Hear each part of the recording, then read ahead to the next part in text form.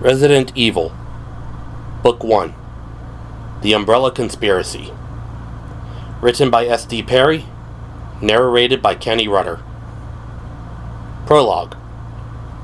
Latham Weekly, June 2nd, 1998. Bizarre murders committed in Raccoon City. Raccoon City.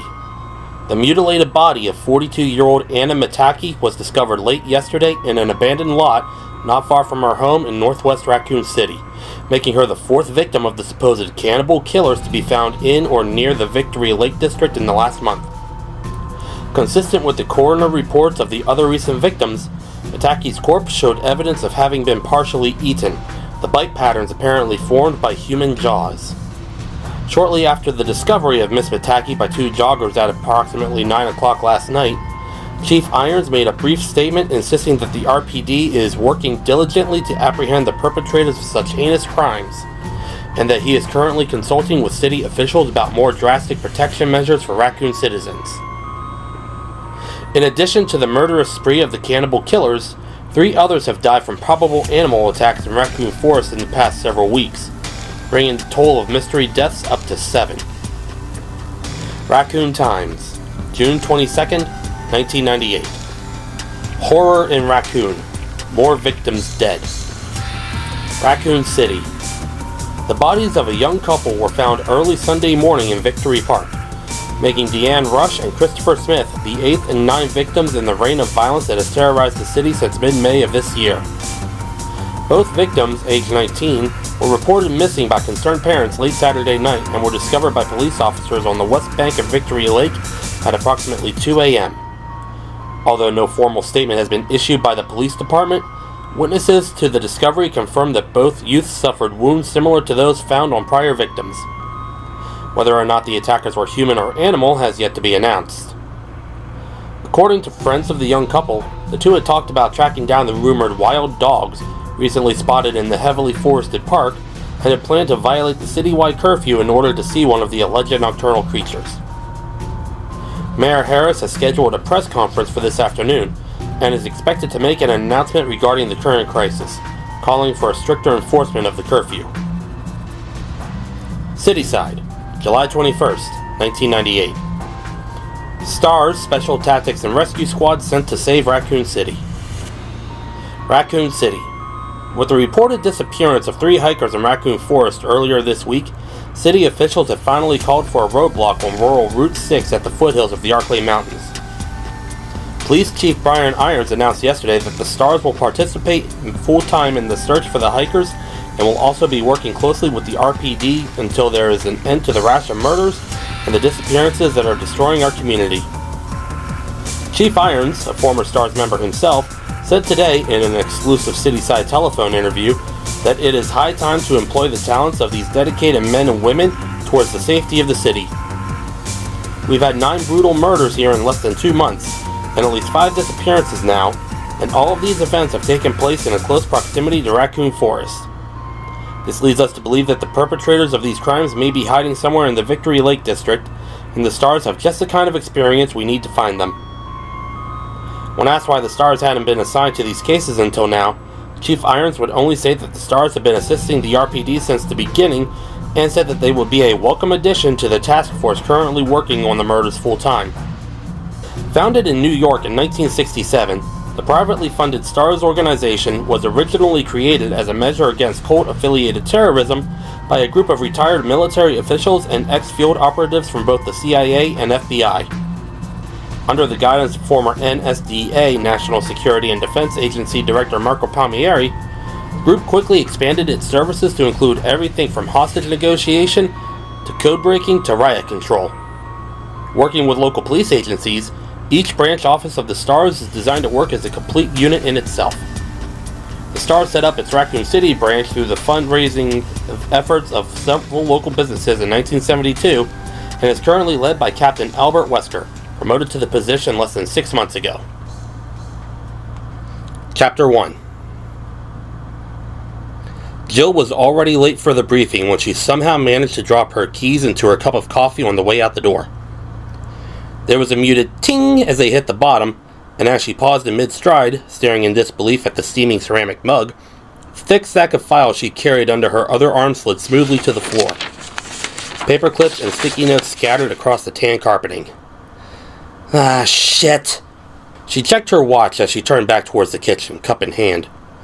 Wesker had called the meeting for 1900 sharp, which meant she had about 9 minutes to make the 10-minute drive, find parking, and get her butt into a chair. The first full disclosure meeting since the Stars had gotten the case. Hell, the first real meeting since she'd made the Raccoon transfer, and she was going to be late. Figures. Probably the first time in years I actually give a rat's ass about being on time, and I fall apart at the door. Muttering darkly, she hurried to the sink, feeling tense and angry with herself for not getting ready earlier. It was the case, the goddamn case. She'd picked up her copies of the ME files right after breakfast and had spent all day digging through the reports, searching for something that the cops had somehow missed, and feeling more and more frustrated as the days slipped past and she'd failed to come up with anything new. She dumped the mug and scooped up the warm, wet keys, wiping them against her jeans as she hurried back to the front door. She crouched down to gather the files, and stopped, staring down at the glossy colored photo that had ended up on top. Oh, girls. She picked it up slowly, knowing that she didn't have time, and yet unable to look away from the tiny, blood-splattered faces. She felt the knots of tension that had been building all day intensify. And for a moment, it was all she could do to breathe as she stared at the crime scene photo. Becky and Priscilla McGee, ages 9 and 7. She'd flipped past it earlier, telling herself that there was nothing she needed to see. But it isn't true, is it? You can keep pretending, or you can admit it. Everything's different now. It's been different since the day they died. When she'd first moved to Raccoon, she'd been under a lot of stress, feeling uncertain about the transfer, not even sure if she wanted to stay with the Stars. She was good at the job, but had only taken it because of Dick. After the indictment, he'd started to pressure her to get into another line of work. It had taken a while, but her father was persistent, telling her again and again that one Valentine in jail was one too many, even admitting that he was wrong to raise her the way he had. With her training and background, there were a whole lot of options, but the Stars at least appreciated her skills and didn't care how she came by them. The pay was decent. There was the element of risk she'd grown to enjoy. In retrospect, the career change had been surprisingly easy.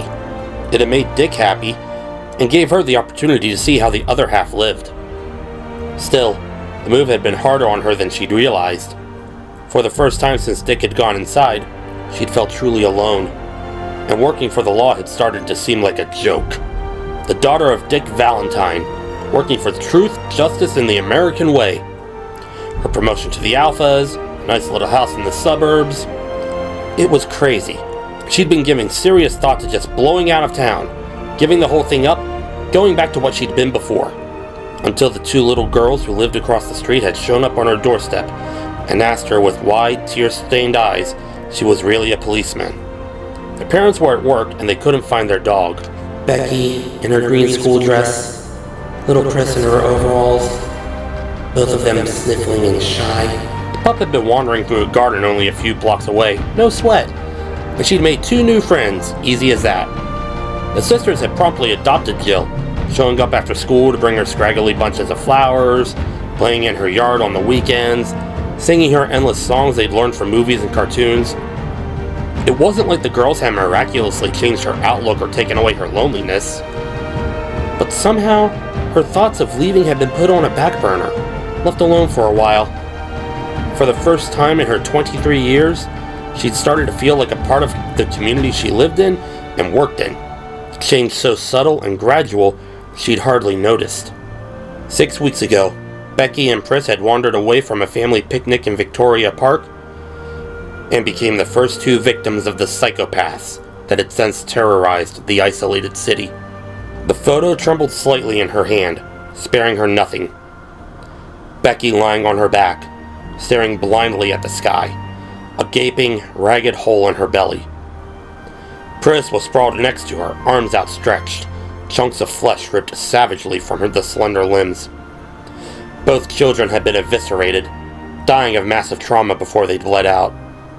If they'd screamed, No one had heard. "Enough! They're gone, but you can finally do something about it." Jill fumbled the papers back into their folder, then stepped outside into the early evening, breathing deeply. The scent of freshly cut grass was heavy in the sun-warmed air. Somewhere down the street, a dog barked happily amidst the shouts of children. She hurried to the small, dented gray hatchback parked by the front walk. Forcing herself not to look at the silent McGee house, she started the car and pulled away from the curb.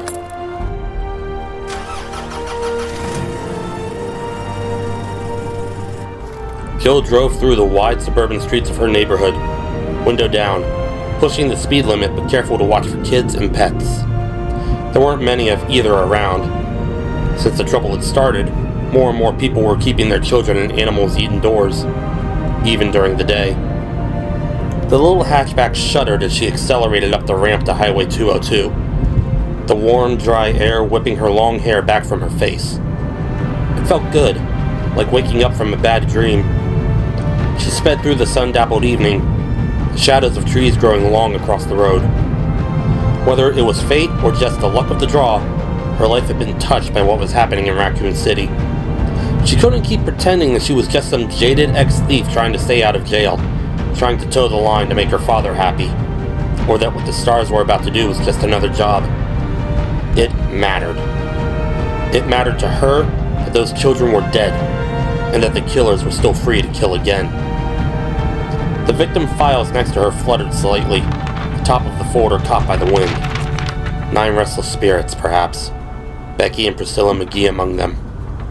She rested her right hand on the ruffled sheath, stilling the gentle movement, and swore to herself that no matter what it took, she was going to find out who was responsible. Whatever she'd been before, whatever she would be in the future, she had changed, and wouldn't be able to rest until these murderers of the innocent had been held accountable for their actions. "Yo, Chris!" Chris turned away from the soda machine and saw Forrest Spayers striding down the empty hall towards him, a wide grin on his tanned, boyish face. Forrest was actually a few years older than Chris, but looked like a rebellious teenager. Long hair, studded jean jacket, a tattoo of a skull smoking a cigarette on his left shoulder. He was also an excellent mechanic, and one of the best shots Chris had ever seen in action. "Hey, Forrest, what's up?" Chris scooped up a can of club soda from the machine's dispenser and glanced at his watch. He still had a couple of minutes before the meeting. He smiled tiredly as Forrest stopped in front of him, blue eyes sparkling. Forrest was carrying an armful of equipment, vest, utility belt, and a shoulder pack. Wesker gave the Marina the go-ahead to start the search. Bravo team's going in! Even excited, Forrest's Alabama twang slowed his words to a stereotypical drawl. He dropped his stuff on one of the visitors' chairs, still grinning widely. Chris frowned. "When?" "Now, as soon as I warm up the copter." Forrest pulled the Kevlar vest on over his t-shirt as he spoke. "While you alphas sit taking notes, we're gonna go kick some cannibal ass." "Nothing if not confident, us stars." "Yeah, well, just watch your ass, okay? I still think there's more going on here than a couple of slobbering nut jobs hanging around in the woods." "You know it." Forrest pushed his hair back and grabbed his utility belt, obviously already focused on the mission. Chris thought about saying more, but decided against it. For all of his bravado, Forrest was a professional. He didn't need to be told to be careful. "Sure about that, Chris? You think Billy was careful enough?" Sighing inwardly, Chris slapped Forrest's shoulder lightly and headed for Ops through the doorway of the small upstairs waiting room and down the hall. He was surprised that Wesker was sending in the teams separately. Although it was standard for the less experienced stars to do the initial recon, this wasn't exactly a standard operation. The number of deaths they were dealing with alone was enough to call for a more aggressive offense. The fact that there were signs of organization to the murder should have brought it to A1 status, and Wesker was still treating it like some kind of a training run. Nobody else sees it. They didn't know Billy. Chris thought again about the late-night call he'd gotten last week from his childhood friend. He hadn't heard from Billy in a while, but knew that he'd taken a research position with Umbrella, the pharmaceutical company that was the single biggest contributor to the economic prosperity of Raccoon City. Billy had never been the type to jump at shadows, and the terrified desperation in his voice had jolted Chris awake, filling him with deep concern. Billy had babbled that his life was in danger, that they were all in danger, begged Chris to meet him at the diner at the edge of town, and then never showed up. No one had heard from him since. Chris had run it over and over again in his mind during the sleepless nights since Billy's disappearance, trying to convince himself that there was no connection to the attacks on Raccoon, and yet was unable to shake his growing uncertainty that there was more going on than met the eye, and that Billy had known what it was. The cops had checked out Billy's apartment and found nothing to indicate foul play, but Chris's instincts told him that his friend was dead, that he'd been killed by somebody who wanted to keep him from talking. And I seem to be the only one. Irons doesn't give a shit. The team thinks I'm just torn up over the loss of an old friend. He pushed the thoughts aside as he turned the corner, his boot heel sending muted echo through the arched second-floor corridor. He had to focus, to keep his mind on what he could do to find out why Billy had disappeared. But he was exhausted, running on a minimum of sleep and an almost constant anxiety that had plagued him since Billy's call. Maybe he was losing his perspective, his objectivity dulled by recent events. He forced himself not to think about anything at all as he neared the STARS office, determined to be clearer headed for the meeting. The buzzing fluorescent lights above seemed like overkill in the blazing evening light that filled the tight hallway. The Raccoon Police Building was a classic, if unconventional, piece of architecture. Lots of inlaid tile and heavy wood, but it had too many windows designed to catch the sun. When he'd been a kid, the building had been the Raccoon City Hall. With the population increase a decade back, it had been renovated as a library, and 4 years ago turned into a police station. It seemed like there was always some kind of construction going on. The door to the STARS office stood open, the muted sounds of gruff male voices spilling out into the hall. Chris hesitated for a moment, hearing Chief Irons is among them. Just Call Me Brian Irons was a self-centered and self-serving politician masquerading as a cop. It was no secret that he had his sweaty fingers in more than a few local pies. He'd even been implicated in the Cider District land scam back in 1994, and although nothing had been proven in court, anyone who knew him personally didn't harbor any doubts. Chris shook his head, listening to Irons' greasy voice. Hard to believe he'd once led the Raccoon Stars, even as a paper pusher. Maybe even harder to believe was that he'd probably end up as mayor someday. Of course, it doesn't help much that he hates your guts, does it, Redfield? Yeah, well, Chris didn't like to kiss ass, and Irons didn't know how to have any other kind of relationship. At least Irons wasn't a total incompetent, he'd had some military training. Chris pasted on a straight face and stepped into the small, cluttered office that served as the STARS filing cabinet and base of operations. Barry and Joseph were over by the rookie desk, going through a box of papers and talking quietly.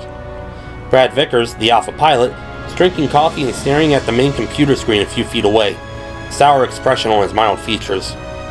Across the room, Captain Wesker was leaning back in his chair, hands behind his head, smiling blankly at something Chief Irons was telling him. Irons' bulk was leaned against Wesker's desk, one pudgy hand brushing at his carefully groomed mustache as he spoke. So I said, you're gonna print what I tell you to print, Bertolucci, and you're gonna like it, or you'll never get another quote from this office. And he said, Chris, good, you're here. Looks like we can stop wasting time. Irons scowled in his direction, but Chris kept his poker face. Wesker didn't care much for Irons either, and didn't bother trying to be any more polite in his dealings with the man. From the glint in his eye, it was obvious that he didn't care who knew it either. Chris walked into the office and stood by the desk he shared with Ken Sullivan, one of the Bravo team. Since the teams usually worked different shifts, they didn't need much room. He set the unopened can of soda on the battered desktop and looked at Wesker. You're sending Bravo in? The captain gazed back at him impassively, arms folded across his chest. Standard procedure, Chris. Chris sat down, frowning. Yeah, but with what we talked about last week, I thought I gave the order, Redfield. I know you think there's some kind of cloak and dagger going on here, but I don't see any reason to deviate from policy. Sanctimonious prick. Chris forced a smile, knowing it would irritate Irons. Of course not, sir. No need to explain yourself on my behalf. Irons glared at him for a moment, his piggy little eyes snapping, then apparently decided to let it drop. He turned back to Wesker. I'll expect a report when Bravo returns. Now, if you'll excuse me, Captain. Wesker nodded. Chief. Irons stalked past Chris and out the room. He'd been gone less than a minute before Barry started in. Think the chief took a shit today? Maybe we all ought to chip in for Christmas, get him some laxatives. Joseph and Brad laughed, but Chris couldn't bring himself to join in. Irons was a joke, but his mishandling of this investigation wasn't all that funny. The Stars should have been called in from the beginning instead of acting as RPD backup. He looked back at Wesker, the man's perpetually composed expression hard to read. Wesker had taken over the Raccoon Stars only a few months ago, transferred by the home office in New York. Chris still didn't have any real insight into his character. The new captain seemed to be everything he was reputed to be. Smooth, professional, but there was a kind of distance to him, a sense that he was often far removed from what was going on. Wesker sighed and stood up. Sorry, Chris. I know you wanted things to go different, but Irons didn't put a whole lot of stock into your misgivings. Chris nodded. Wesker could make recommendations, but Irons was the only one who could upgrade a mission status. Not your fault. Barry walked towards them, scruffing at his short, reddish beard with one giant fist. Barry Burton was only 6 feet tall, but built like a truck. His only passion outside of his family and his weapons collection was weightlifting, and it showed. Don't sweat it, Chris. Marine will call us in the second he smells trouble. Irons is just pulling your chain. Chris nodded again, but he didn't like it. Hell, Enrico Marini and Forrest Speyer were the only experienced soldiers in Bravo. Ken Sullivan was a good scout and a brilliant chemist, but in spite of his STARS training, he couldn't shoot the broadside of a barn. Richard Aiken was a top-rate communications expert, but he also lacked field experience. Rounding out Bravo team was Rebecca Chambers, who'd only been with the Stars for 3 weeks. Supposed to be some kind of a medical genius. Chris had met her a couple of times and she seemed bright enough, but she was just a kid. It's not enough. Even with all of us, it may not be enough. He cracked open his soda but didn't drink any, wondering instead what the Stars were going up against. Billy's pleading, desperate words echoing through his mind yet again. They're going to kill me, Chris! They're going to kill everyone who knows! Meet me at Emmy's now! I'll tell you everything! Exhausted, Chris stared off into space, alone in the knowledge that the savage murders were only the tip of the proverbial iceberg. Barry stood by Chris's desk for a minute, trying to think of something else to say, but Chris didn't look like he was in the mood for conversation. Barry shrugged inwardly and headed back to where Joseph was going through files. Chris was a good guy, but he took things too hard sometimes. He'd get over it as soon as it was their turn to step in. Man, it was hot! Seemingly endless trickles of sweat rolled down his spine, gluing his t-shirt to his broad back. The air conditioning was on the fritz as usual, and even with the door open, the tiny STARS office was uncomfortably warm. Any luck? Joseph looked up at him from the pile of papers, a rueful smirk on his lean face. You kidding? It's like somebody hid the damn thing on purpose! Barry sighed and scooped up a handful of files. Maybe Jill found it. She was still here when I left last night, going through the witness reports for about the 100th time. What are you two looking for anyway?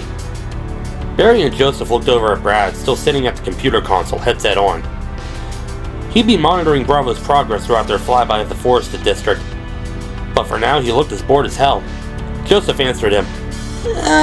Barry claims that there are floor plans in here somewhere on the old Spencer estate.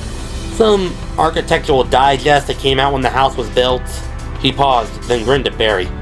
Except I'm thinking that old Barry is going senile on us. They say memory is the first thing to go. Barry scowled good-naturedly.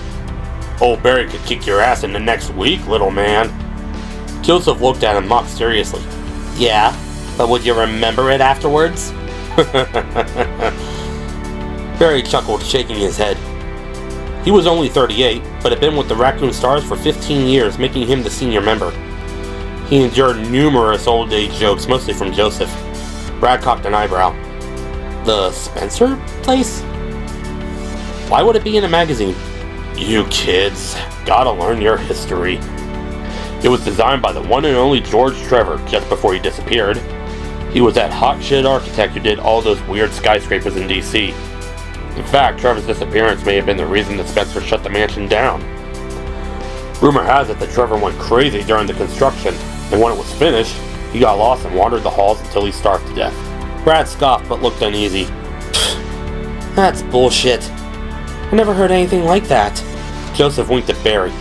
No, it's true. Now his tortured ghost roams the estate each night, pale and emaciated, and I've heard tell that sometimes you can hear him calling out, Brad Vickers. Bring me Brad Vickers. Brad flushed slightly. Yeah, You're a real comedian, Frost. Barry shook his head, smiling, but wondered again how Brad had ever made it to Alpha. He was undoubtedly the best hacker working for STARS and a decent enough pilot, but he wasn't so hot under pressure. Joseph had taken to calling him Chicken Heart Vickers when he wasn't around. While the STARS generally stuck up for one another, nobody disagreed with Joseph's assessment. So, is that why Spencer shut it down? Brad addressed this to Barry, his cheeks still red. Barry shrugged. I doubt it. It was supposed to be some kind of guest house for Umbrella's top execs. Trevor did disappear right about the time of completion, but Spencer was wacko anyway. He decided to move Umbrella's headquarters to Europe, I forget where exactly, and just boarded up the mansion. Probably a couple $1,000,000. Straight into the crapper. Joseph sneered. Right. Like Umbrella would suffer. True enough. Spencer may have been crazy, but he'd had enough money and business savvy to hire the right people. Umbrella was one of the biggest medical research and pharmaceutical companies on the planet. Even 30 years ago, the loss of a few $1,000,000 probably hadn't hurt. Anyway, the Umbrella people told Irons that they'd sent someone out to check the place over, that it was secure, no break-ins. So why look for blueprints? It was Chris who answered, startling Barry. He'd walked back to join them, his youthful face fixed with a sudden intensity that almost bordered on obsessive. Because it's the only place in the woods that hasn't been checked over by the police, and it's practically in the middle of the crime scenes. And because you can't always trust what people say. Brad frowned.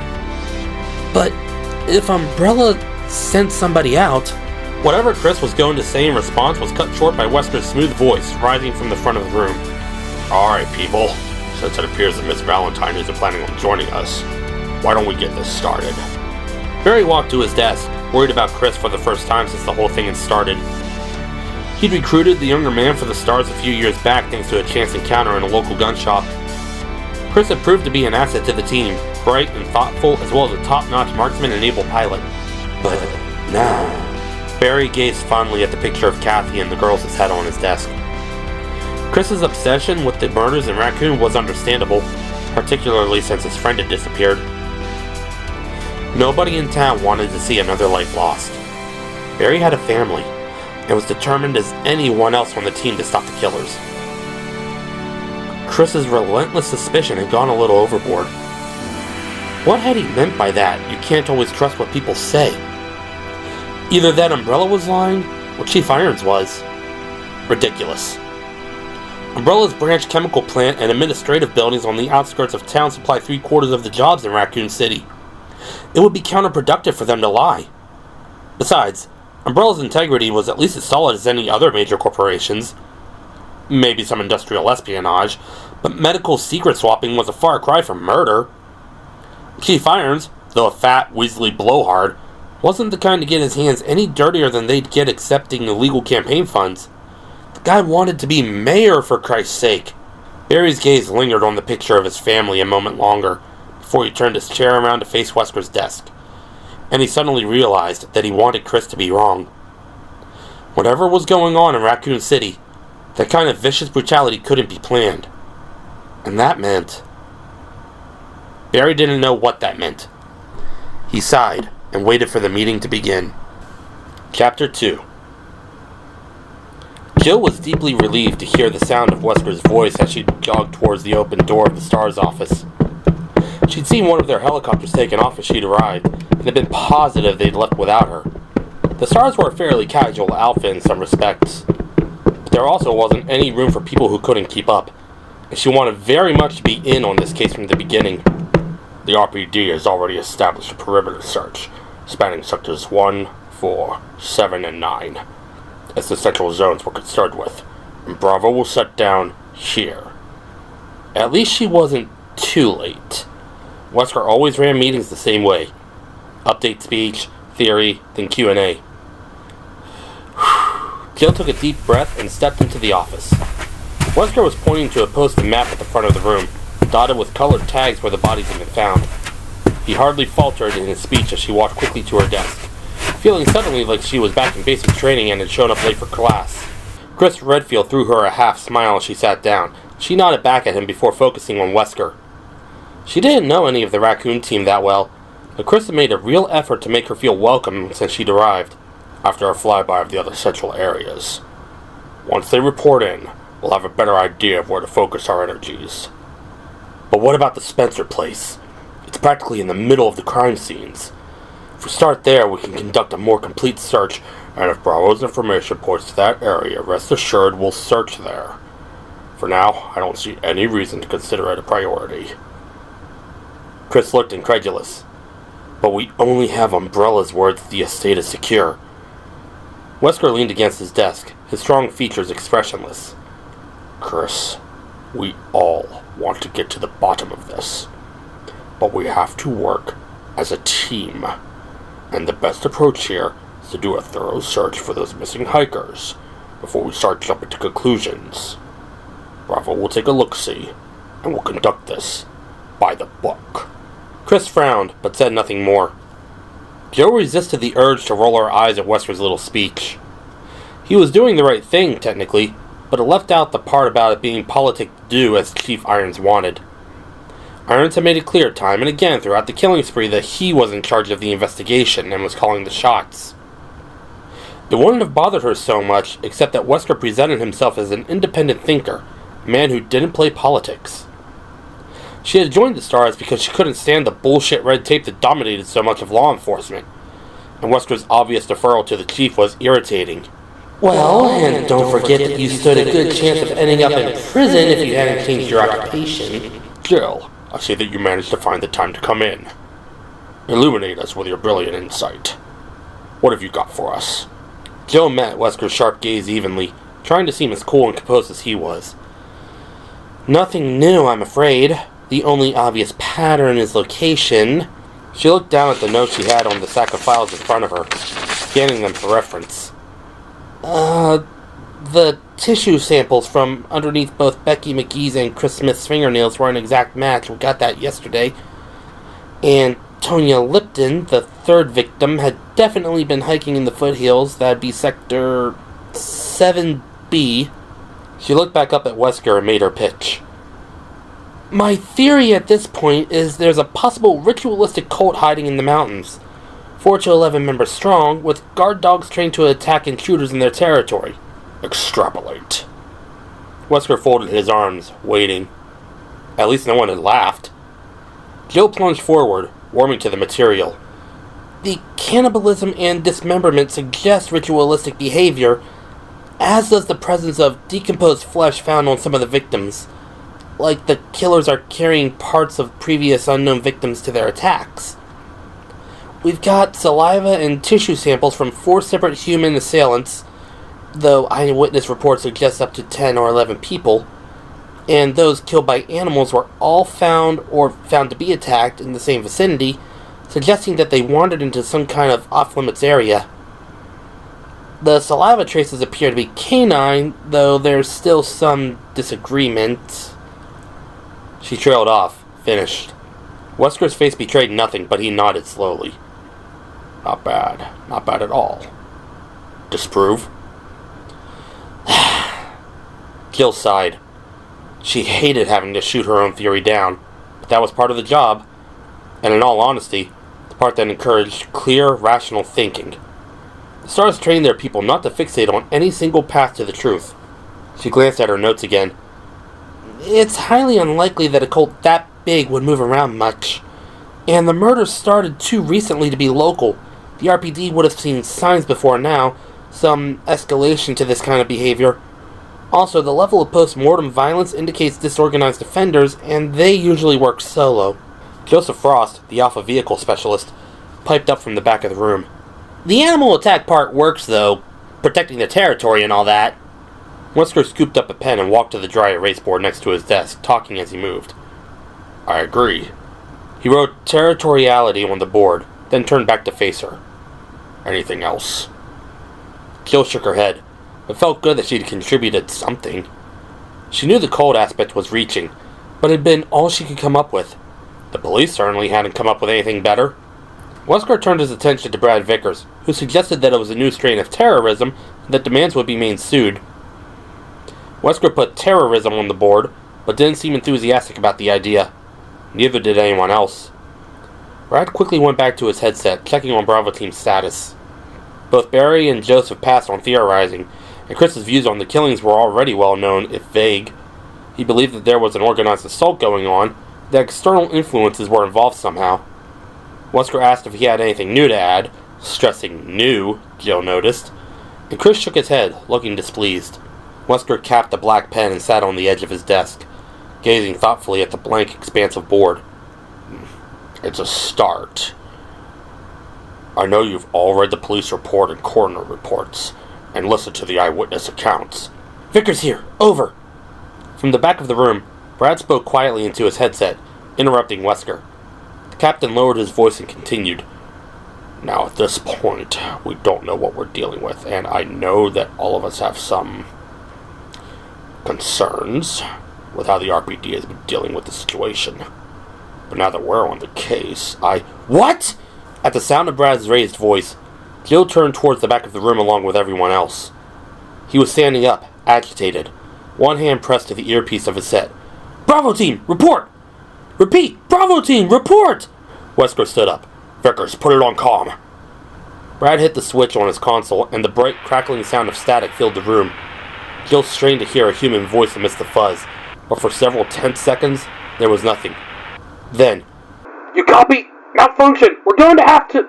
the rest was lost in a burst of static. It sounded like Enrico Marini, the Bravo team leader.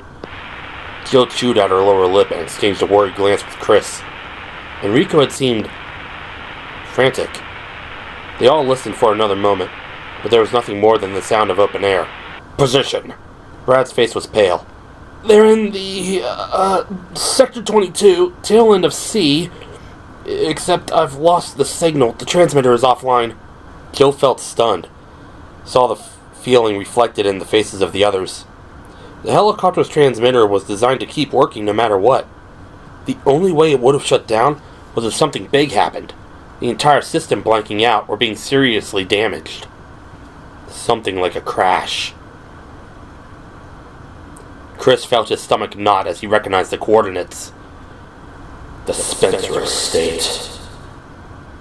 Marini had said something about a malfunction. It had to be a coincidence, but it didn't feel like one. The Bravos were in trouble, practically on top of the old Umbrella Mansion. All of this went through his head in a split second, and then he was standing, ready to move. Whatever had happened, the stars took care of their own. Wesker was already in action. He addressed the team even as he reached for his keys, heading for the gun safe. Joseph, take over the board and keep trying to raise them. Vickers, warm up the copter and get clearance. I want us ready to fly in 5. The captain unlocked the safe as Brad handed the headset to Joseph and hurried out the door. The reinforced metal door swung open, revealing an arsenal of rifles and handguns shelved above boxes of ammo. Wesker turned to the rest of them, his expression as bland as ever, but his voice brisk with authority. Barry, Chris, I want you to get the weapons into the copter, loaded and secured. Jill, get the vests and packs and meet us on the roof. He clipped the key off his ring and tossed it to her. I'm going to put a call into Irons. Make sure he gets us some backup and EMTs down at the barricade. 5 minutes or less, folks. Let's move. Jill left for the locker room, and Barry grabbed one of the empty duffel bags from the bottom of the gun safe, nodding at Chris. Chris scooped up his second bag and started loading boxes with shells, cartridges, and clips as Barry carefully handled the weapons, checking each one. Behind them, Joseph again tried hailing the Bravo team to no avail. Chris wondered again about the proximity of the Bravo team's last reported position to the Spencer estate. Was there a connection? If so, how? Billy worked for Umbrella. They own the estate. Chief, Wesker, we just lost contact with Bravo. I'm taking us in. Chris felt a sudden rush of adrenaline and worked faster, aware that every second counted, could mean the difference between life and death for his friends and teammates. A serious crash was unlikely. The Bravos would have been flying low and Forrest was a decent pilot. But what about after they'd gone down? Wesker quickly relayed the information to Irons over the phone and then hung up, walking back to join them. I'm going up to make sure our copter's outfitted. Joseph, give it another minute and then turn it over to the boys at the front desk. You can help these two carry the equipment up. See you on top. Wesker nodded to them and hurried out, his footsteps clattering loudly down the hall. He's good. Chris had to agree. It was reassuring to see that their new captain didn't rattle easily. Chris still wasn't sure how he felt about the man personally, but his respect for Wesker's abilities was growing by the minute. Come in, Bravo. Do you copy? Repeat. Joseph patiently went on, his voice tight with strain, his pleas lost in the haze of white static that pulsed out into the room. Wesker strode down the deserted hall and through the shabbier of the two second-floor waiting rooms, nodding briskly at a pair of uniforms that stood talking by the soda machine. The door to the outside landing was chalked open, a faint, humid breeze cutting through the stickiness of the air inside. It was still daylight, but not for much longer. He hoped that wouldn't complicate matters, although he figured it probably would. Wesker took a left and started down the winding corridor that led to the helipad, absently running through a mental checklist. Hailing up procedure, weapons, gear, report. He already knew that everything was in order, but went through it again anyway. It didn't pay to get sloppy, and assumptions were the first step down that path. He liked to think of himself as a man of precision, one who had taken all possibilities into account and decided on the best course of action after thoroughly weighing all factors. Control was what being a competent leader was all about. But to close this case... He shut the thought down before it could get any further. He knew what had to be done. There was still plenty of time. All he needed to concentrate on now was getting the Bravos back, safe and sound. Wesker opened the door at the end of the hall and stepped out into the bright evening, the rising hum of the company's engines and the smell of machine oil filling his senses. The small rooftop helipad was cooler than inside, partly draped by the shadow of an aging water tower, and empty except for the gunmetal gray Alpha helicopter. For the first time, he wondered what had gone wrong for Bravo. He'd had Joseph and the rookie check both birds out yesterday and they'd been fine, all systems go. He dismissed that train of thought as he walked towards the copter, his shadow falling long across the concrete. It didn't matter why. Not anymore. What mattered was what came next. Expect the unexpected, that was the Star's motto. Although that basically meant to prepare for anything. Expect nothing, that was Albert Wesker's motto. A little less catchy maybe, but infinitely more useful. It virtually guaranteed that nothing would ever surprise him. He stepped up to the open pilot door and got a shaky thumbs up from Vickers. The man looked positively green, and Wesker briefly considered leaving him behind. Chris was licensed to fly, and Vickers had a reputation for choking under the gun. The last thing he needed was for one of his people to freeze up if there was trouble. Then he thought about the lost Bravos and decided against it. This was a rescue mission. The worst Vickers could do would be to throw up on himself if the copter had crashed badly, and Wesker could live with that. He opened the side door and crouched his way into the cabin, doing a quick inventory of the equipment that lined the walls. Emergency flares, ration kits. He popped the lid on the heavy, dented footlocker behind the benches and looked through the basic medical supplies, nodding to himself. They were as ready as they were going to be. Wesker grinned suddenly, wondering what Brian Irons was doing right now. Shit in his pants, no doubt. Wesker chuckled as he stepped back out onto the sun-baked asphalt, getting a sudden clear mental image of Irons, his pudgy cheeks red with anger and crap dribbling down his leg. Irons liked to think he could control everything and everyone around him and lost his temper when he couldn't, and that made him an idiot. Unfortunately for all of them, he was an idiot with a little bit of power. Wesker had checked him out carefully before taking the position in Raccoon City, and knew a few things about the chief that didn't paint him in a particularly positive light. He had no intention of using that information, but if Irons attempted to screw things up one more time, Wesker had no qualms about letting that information get out. Or at least telling him that I have access to it. It would certainly keep him out of the way. Barry Burton stepped out onto the concrete, carrying the ammo cache, his giant biceps flexing as he shifted his hold on the heavy canvas bag and started for the copter. Chris and Joseph followed, Chris with his sidearms and Joseph lugging a satchel of RPGs, a compact grenade launcher slung over one shoulder. Wesker marveled at Burton's brute strength as the Alpha climbed in and casually set the bag down as though it didn't weigh over 100 pounds. Barry was bright enough, but in the Stars, muscle was a definite asset. Everyone else in his squad was in good shape, but compared to Barry, they were pencil necks.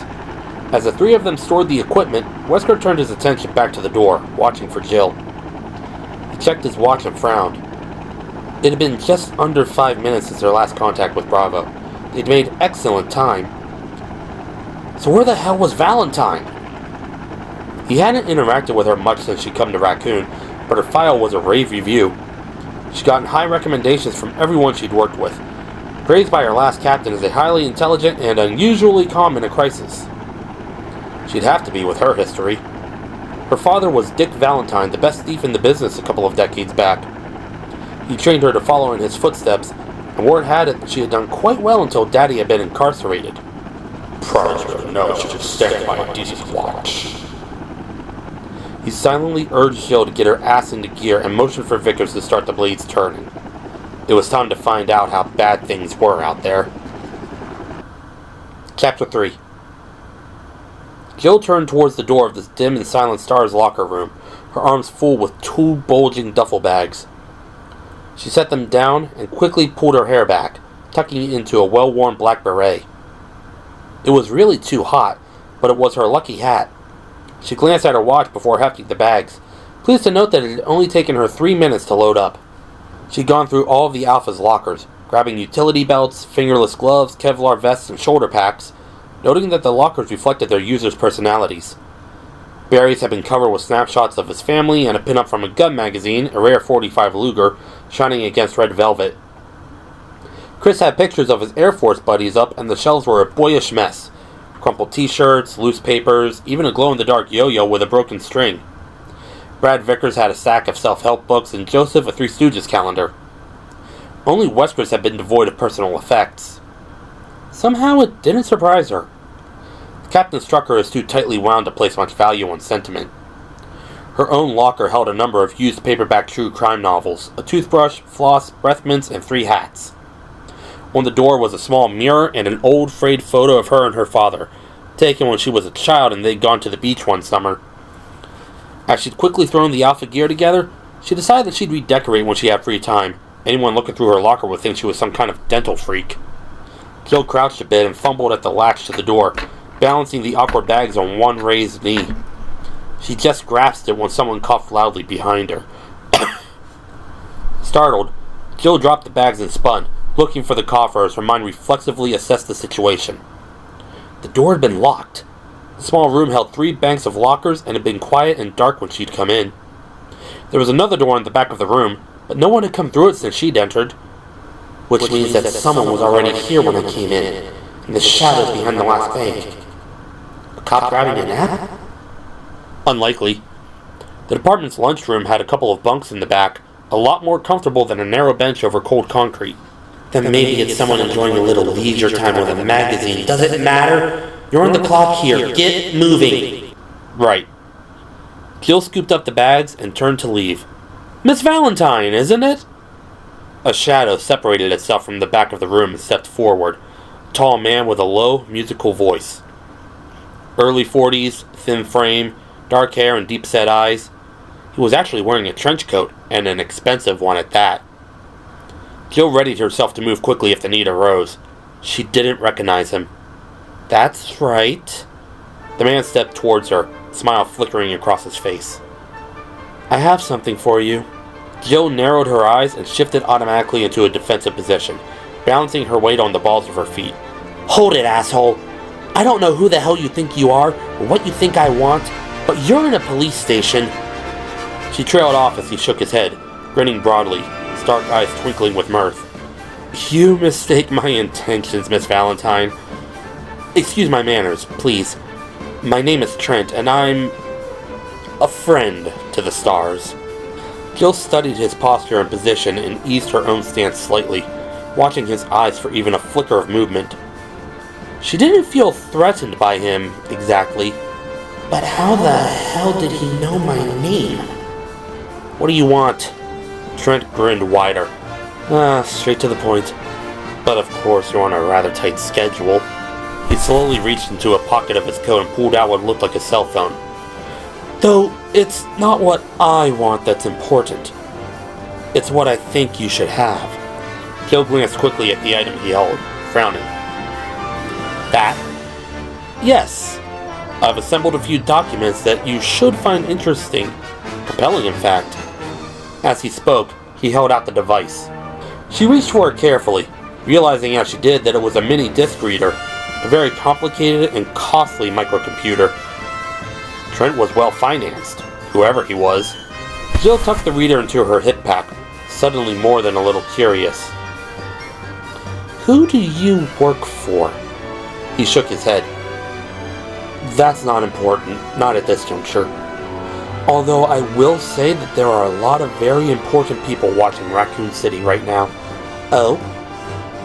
And are these people friends of the stars too, Mr. Trent? So many questions, so little time. Read the files. And if I were you, I wouldn't mention this conversation to anyone.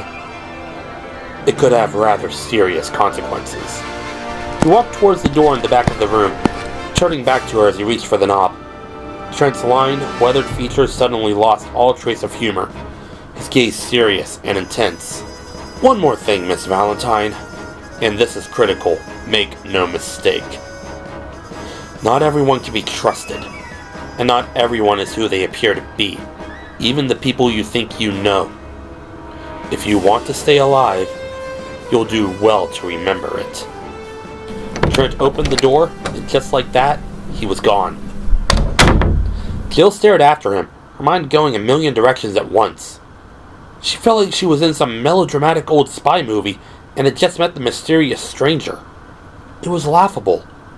And yet he just handed you several thousands of dollars worth of equipment with a straight face and told you to watch your back. You think he's kidding? She didn't know what to think, and she didn't have time to think it. The Alpha team was probably assembled, waiting, and wondering where the hell she was. They'd gotten the weapons loaded and secured, and Wesker was getting impatient. Although his eyes were hidden by his dark aviator sunglasses, Chris could see it in the captain's stance and the way he kept his head cocked towards the building. The helicopter was prepped and ready, the blades whipping warm, humid air through the tight compartment. With the door open, the sound of the engine drowned out any attempt at conversation. There was nothing to do but wait. Come on, Jill. Don't slow us up here. Even as Chris thought it, Jill emerged from the building and jogged towards them with the Alpha gear, an apologetic look on her face. Wesker jumped down to help her, taking one of the stuffed bags as she climbed aboard. Wesker followed, closing the double hatches behind them. Instantly, the roar of the turbine engine was muted to a dull thrum. Problems, Jill.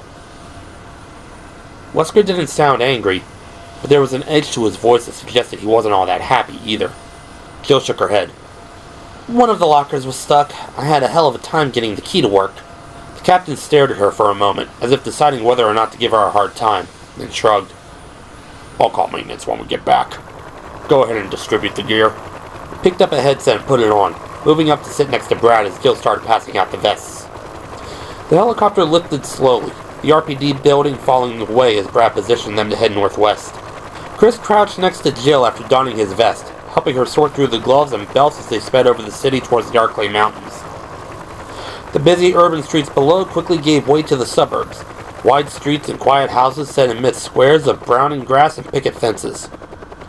An evening haze had settled over the sprawling but isolated community, fuzzing the edges of the picturesque view and giving it an unreal dreamlike quality. Minutes passed in silence as the Alphas prepared themselves and belted in, each team member preoccupied with their own thoughts. With any luck, Bravo Team's helicopter had suffered only a minor mechanical failure. Forrest would have set down in one of the scraggly open fields that dotted the forest and was probably up to his elbows in grease by now, cursing at the engine as they waited for Alpha to show. Without the bird in working order, Marini wouldn't start the proposed search. The alternative... Chris grimaced, not wanting to consider any alternatives. He'd once seen the aftermath of a serious copter crash back in the Air Force. Pilot error had led to the fall of a Huey carrying 11 men and women on a training mission. By the time the rescuers had arrived, there had been nothing but charred, smoking bones amidst the fiery debris, the sweet, sticky smell of gasoline-roasted flesh heavy in the blackened air. Even the ground had been burning, and that was the image that haunted his dreams for months afterwards. The earth on fire, chemical flames devouring the very soil beneath his feet. There was a slight dip in their altitude as Brad adjusted the rotor pitch, jolting him out of the unpleasant memory. The ragged outskirts of Raccoon Forest slipped by below, the orange markers of the police barricade standing out against the thick, muted green of trees. Twilight was finally setting in, the forest growing heavy with shadow. ETA, 3 minutes! Chris looked around the cabin, noting the silent, grim expressions of his teammates. Joseph had tied a bandana over his head and was intently relacing his boots. Barry was gently rubbing a soft cloth over his beloved Colt Python, staring out the hatch window. He turned his head to look at Jill, and was surprised to find her staring back at him thoughtfully. She was sitting on the same bench as him, and she smiled briefly, almost nervously as he caught her gaze. Abruptly, she unhooked her belt and moved to sit next to him. He caught a faint scent of her skin, the clean, soapy smell. Chris, what you've been saying about external factors in these cases? Her voice was pitched so low that he had to lean in to hear her over the throbbing of the engine. She glanced quickly around at the others, as if to make sure that no one was listening, then looked into his eyes, her own carefully guarded. I think you might be on the right track, and I'm starting to think that it might not be such a good idea to talk about it. Chris's throat suddenly felt dry. Did something happen? Jill shook her head, her finely chiseled features giving away nothing. No. I've just been thinking that maybe you should watch what you say. Maybe not everyone listening is on the right side of this. Chris frowned, not sure what she was trying to tell him. The only people I've talked to are on the job. Her gaze didn't falter, and he realized suddenly what she was implying. Jesus, I thought I was paranoid. Jill, I know these people, and even if I didn't, the stars have psych profiles on every member. History checks, personal references. There's no way it could happen. Look, forget I said anything. Just watch yourself. That's all. Alright, kids, look lively. Coming up on Sector 22, they could be anywhere. At Wesker's interruption, Jill gave him a final sharp glance and then moved to one of the windows. Chris followed, Joseph and Barry taking up the search on the other side of the cabin. Looking out the small window, he scanned the deepening dusk on automatic, thinking about what Jill had said. He supposed he should be grateful that he wasn't the only one who suspected some kind of a cover-up. But why hadn't she said anything before? And to warn him against the stars, she knows something. She must. It was the only explanation that made any sense. He decided that after they picked up Bravo, he'd talk to her again, try to convince her that going to Wesker would be their best bet. With both of them pushing, the captain would have to listen. He stared out at the seemingly endless sea of trees as the helicopter skimmed lower, forcing his full attention to the search. Spencer Estate had to be close, though he couldn't see it in the fading light. Thoughts of Billy, an umbrella, and now Jill's strange warning circled through his exhaustion, trying to break his focus, but he refused to give in. He was still worried about the Bravos, though as the trees swept by, he was becoming more and more convinced that they weren't in any real trouble. It was probably nothing worse than a crossed wire. Forrest had just shut it down to make repairs. Then he saw it less than a mile away, even as Jill pointed and spoke, and his concern turned to cold dread. Look, Chris! An oily plume of black smoke boiled up through the last remnants of daylight, staining the sky like a promise of death. Oh no. Barry clenched his jaw, staring at the stream of smoke that rose up from the trees, feeling sick. Captain! 2 o'clock sharp! And then they were turning, heading for the dark smudge that could only mean a crash. Wesker moved back into the cabin, still wearing his shades. He stepped to the window and spoke quietly, his voice subdued. Let's not assume the worst. There's a possibility that a fire broke out after they landed, or that they started the fire on purpose, as a signal. Barry wished they could believe him, but even Wesker had to know better. If the copter shut down, fire starting on its own was unlikely. And if the Bravos wanted to signal, they would have used flares. Besides which, wood doesn't make that kind of smoke. But whatever it is, we won't know till we get there. Now if I could have your full attention, please. Barry turned away from the window, saw the others do the same. Chris, Jill, and Joseph all wore the same look, as he imagined he did. Shock. Stars sometimes got hurt in the line of duty, it was part of the job. But accidents like this. Wesker's only visible sign of distress was the set of his mouth, a thin, grim line against his tanned skin. Listen up. We've got people down in a possibly hostile environment. I want all of you armed, and I want an organized approach, a standard fan as soon as we sit down. Barry, you'll take point. Barry nodded, pulling himself together. Wesker was right. Now was not the time to get emotional. Brad's going to set us down as close to the site as he can get. What looks like a small clearing about 50 meters south of their last coordinates. He'll stay with the copter and keep it warm in case of trouble. Any questions? Nobody spoke, and Wesker nodded briskly. Good. Barry, load us up. We can leave the rest of the gear on board and come back for it later. The captain stepped to the front to talk to Brad, while Jill, Chris, and Joseph turned to Barry. As weapons specialist, he checked the firearms in and out to each STARS member, kept them in prime condition. Barry turned to the cabinet next to the outer hatch and unhooked the latch, exposing 6 Beretta 9mm handguns on a metal rack, cleaned and sighted only yesterday. Each weapon held 15 rounds, semi-jacketed hollow points. It was a good gun, though Barry preferred his Python, a lot bigger punch with 357 rounds. He quickly distributed the weapons, passing out 3 loaded clips with each. I hope we don't need these. Barry nodded in agreement. Just because he paid his dues to the NRA didn't mean he was some kind of trigger-happy dumbass looking to kill. He just liked guns. Wesker joined them again, and the 5 of them stood at the hatch, waiting for Brad to bring them in. As they neared the plume of smoke, the helicopter's whirling blades pushed it down and out, creating a black fog that blended into the heavy shadows of the trees. Any chance of spotting the downed vehicle from the air was lost to the smoke and dusk. Brad swung them around and settled the bird into a scrappy patch of tall grass, snapping wildly from the force of the wind. Even as the rails wobbled to the ground, Barry had his hand on the latch, ready to move out. A warm hand fell on his shoulder. Barry turned and saw Chris looking at him intently. We're right behind you. Barry nodded. He wasn't worried, not with the Alphas backing him up. All he was concerned with was the Bravo team situation. Rico Marini was a good friend of his. Marino's wife had babysat for the girls more times than Barry could count and was friends with Kathy. The thought of him dead to a stupid mechanical screw-up. Hang on, buddy. We're coming. One hand on the butt of his Colt, Barry pulled the handle and stepped out into the humid, whipping twilight of Raccoon Forest, ready for anything.